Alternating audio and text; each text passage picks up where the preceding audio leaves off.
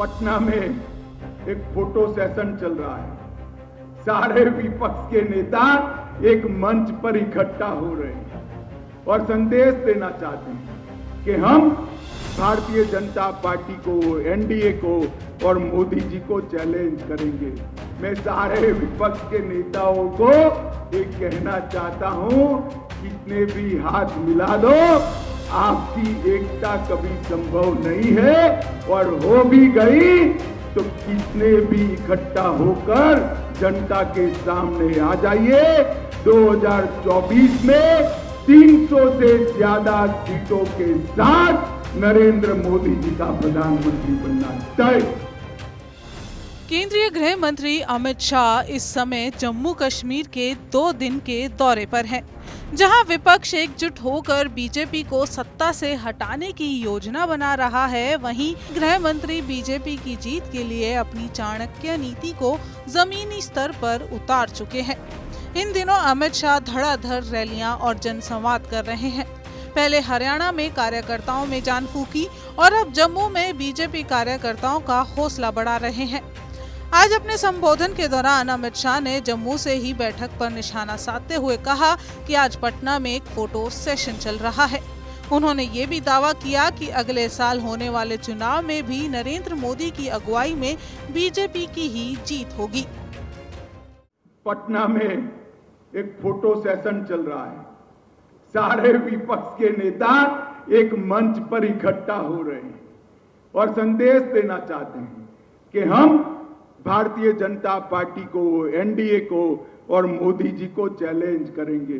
मैं सारे विपक्ष के नेताओं को एक कहना चाहता हूं, कितने भी हाथ मिला दो, आपकी एकता कभी संभव नहीं है, और हो भी गई तो कितने भी इकट्ठा होकर जनता के सामने आ जाइए। 2024 में 300 से ज्यादा सीटों के साथ नरेंद्र मोदी जी का प्रधानमंत्री बनना तय।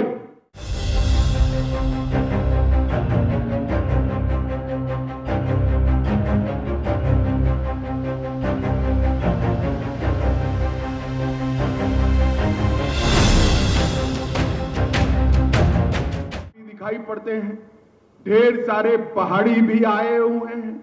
मुझे बताओ भाई, ये धारा 370 न जाती तो आपको आरक्षण का फायदा मिलने वाला था कभी क्या? बोलिए, मिलने वाला था? कभी हमारे दलित भाइयों को, आदिवासी भाइयों को फायदा न मिलता? हमारी माताओं बहनों को फायदा न मिलता?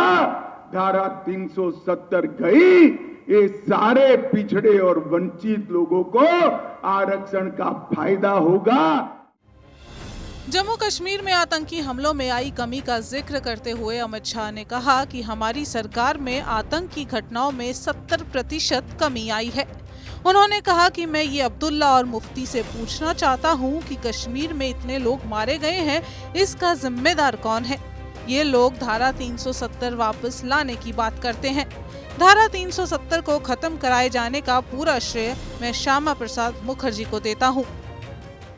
एक जम्मू कश्मीर में सालों तक 3 परिवारों का शासन रहा, सालों तक, और धारा 370 के कारण जम्मू कश्मीर में विकास नहीं हुआ। 42,000 लोग आतंकवाद की भेंट चढ़ गए और ये लोग कहते हैं हमें धारा 370 संभाल के रखनी चाहिए। मैं पूछना चाहता हूं अब्दुल्ला और मुफ्ती को कि भैया, ये 42,000 लोग मारे गए, कौन जिम्मेदार है? शासन तो आपका ही रहा, ये 3 परिवार ने ही शासन किया। नरेंद्र मोदी जी के नेतृत्व में यहां पर आतंकवाद पर संपूर्ण नकेल कसने का काम भारतीय जनता पार्टी की सरकार ने किया। इसके साथ साथ राहुल गांधी पर तंज कसते हुए गृह मंत्री ने कहा कि राहुल बाबा हमेशा विरोध करते हैं। धारा 370 हटेगी तो विरोध करेंगे, राम मंदिर बनना है तो विरोध करेंगे, ट्रिपल तलाक हटाना है तो विरोध करेंगे। विरोध करते करते राहुल जी का स्वभाव विरोधी बन गया है। एक तरफ राहुल बाबा हैं तो दूसरी तरफ प्रधानमंत्री नरेंद्र मोदी हैं। मुझे उम्मीद है कि आप प्रधानमंत्री नरेंद्र मोदी को 2024 में एक बार फिर प्रधानमंत्री बनाएंगे। और राहुल बाबा हमेशा विरोध करते, धारा 370 हटानी है तो विरोध करेंगे, राम मंदिर बनाना है तो विरोध करेंगे, ट्रिपल तलाक हटाना है तो विरोध करेंगे। अरे राहुल बाबा, विरोध करते करते आपका स्वभाव ही विरोध का बन गया है।